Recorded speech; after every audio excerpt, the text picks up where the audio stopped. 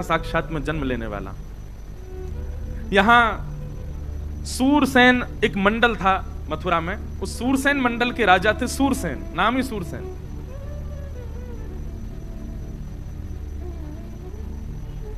उनके पुत्र का नाम था वसुदेव और उग्रसेन के पुत्र, मथुरा के राजा उग्रसेन के पुत्र का नाम था कंस और कंस के चाचा थे देवक, देवक की बेटी थी देवकी।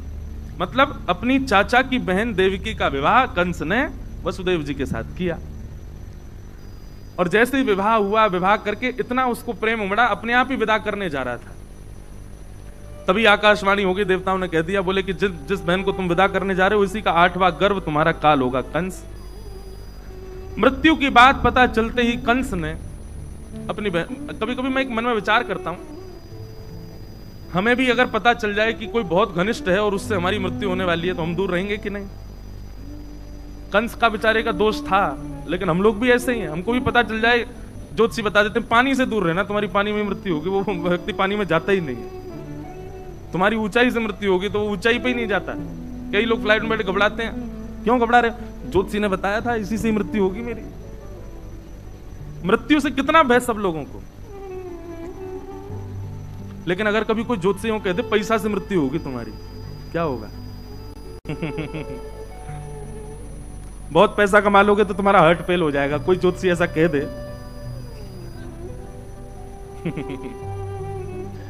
व्यास मंच पे बैठ करके भी ऐसी ऐसी बातें मन में आती हैं। कोई कह दे बहुत खाने से मृत्यु होगी तुम्हारी, ले बेटा अनशन पे बैठे हैं। मृत्यु से बचने के लिए आदमी कुछ भी कर सकता है, वो मृत्यु नहीं पाना चाहता बस। लेकिन राक्षसत्व जब चित्त में आ जाता है तो मृत्यु जिससे हो उसको नष्ट करने की भावना आती है। ये राक्षस करते हैं।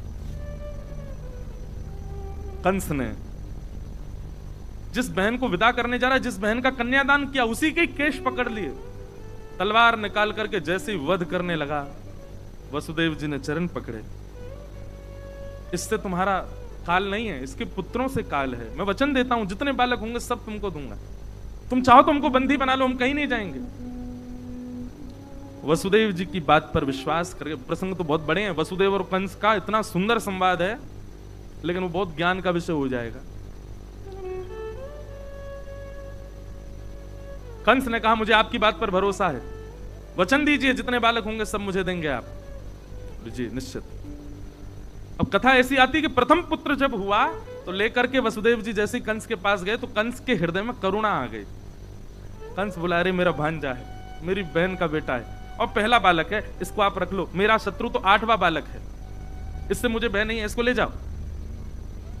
तो जैसे ही वसुदेव जी ले जाने लगे, अच्छा देखो देवता जरूरी ऐसा नहीं है सारे काम अच्छे ही अच्छे करते हैं, कभी कभी बिगाड़ते भी हैं कामों को। देवताओं ने कहा बोले नारद जी कंस की बुद्धि तो हमको सुधरी सुधरी सी दिखाई दे रही है, और कहीं कंस सुधर गया तो भगवान अपना आना स्थगित ना कर दें, आप जाके इसकी बुद्धि बिगाड़ो। और नारद जी ने आकर के कंस से कहा, बोले अरे तुमने पहले बालक को क्यों छोड़ दिया? बोले 8वां बालक काल है ना। बोले कि पहले से 8वां कोई भी मार सकता है तुमको। कंस की बुद्धि बिगड़ गई महाराज, 6 बालकों को कंस ने मार दिया और 7वें बालक के रूप में स्वयं श्री बलराम जी महाराज पधारे। आप शेषनाग के अवतार हैं।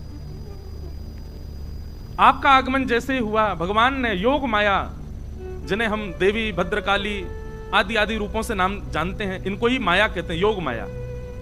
योग माया को भगवान ने आज्ञा की कि हमारे मां के गर्भ में जो 7वां बालक है ये शेषनाग हैं, इनको स्थान स्थिरित करो। और 7वां बालक जो है कुछ माह देवकी मैया के गर्भ में रहने के बाद रोहिणी मैया के गर्भ में स्थगित हो गया और कंस को यह समाचार मिला कि 7वां बालक तो गर्भ में ही नष्ट हो गया। अब आ रहे हैं 8वें बालक। कंस ने महाराज सेना बढ़ा दी, ताले बढ़ा दिए, सब व्यवस्था कर दी, कहीं से भी बच के भागने ना पाए।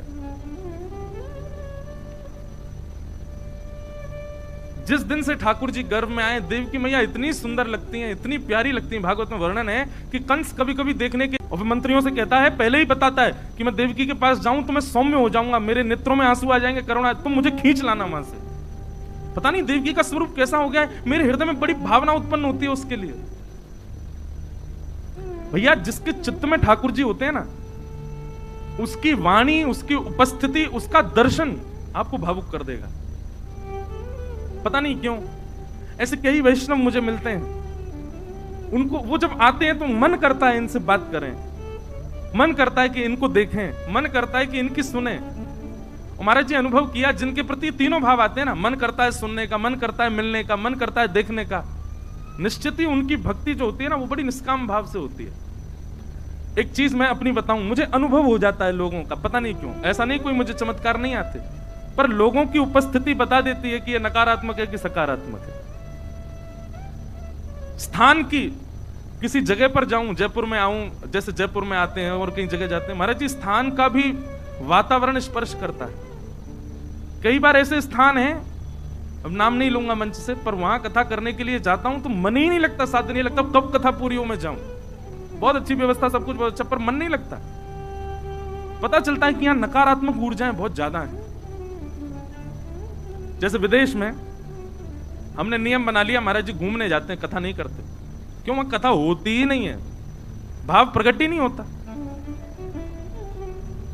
जिस भूमि पर असंख्य मात्रा में लाल जी की प्यारी गैया को खाने वाले रहते हैं, वहां ठाकुर जी की लीला कैसे गाई जाए?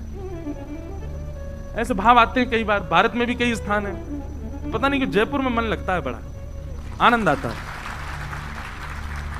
और जयपुर में चलो ये तो पंडाल की कथा है, और भी कथा है, पर वो कनक वृंदावन हमारे पुराने गोविंद देव जी का जो भाव है ना, मेरे पूरे जीवन काल की सबसे सुंदर जगह कथा की। वहां के ठाकुर जी भी बड़े अद्भुत हैं, उनका दर्शन करके इतना आनंद आता है, ऐसे प्यारे लगते हैं। श्री गोविंद देव जी 7 वर्ष लगा करके वृंदावन से आए जयपुर में, 7 साल चलते ही रहे, कभी कहीं कभी कहीं कभी कहीं, वहां आकर के विराजे, वहां से फिर अपने निज महल में पधारे।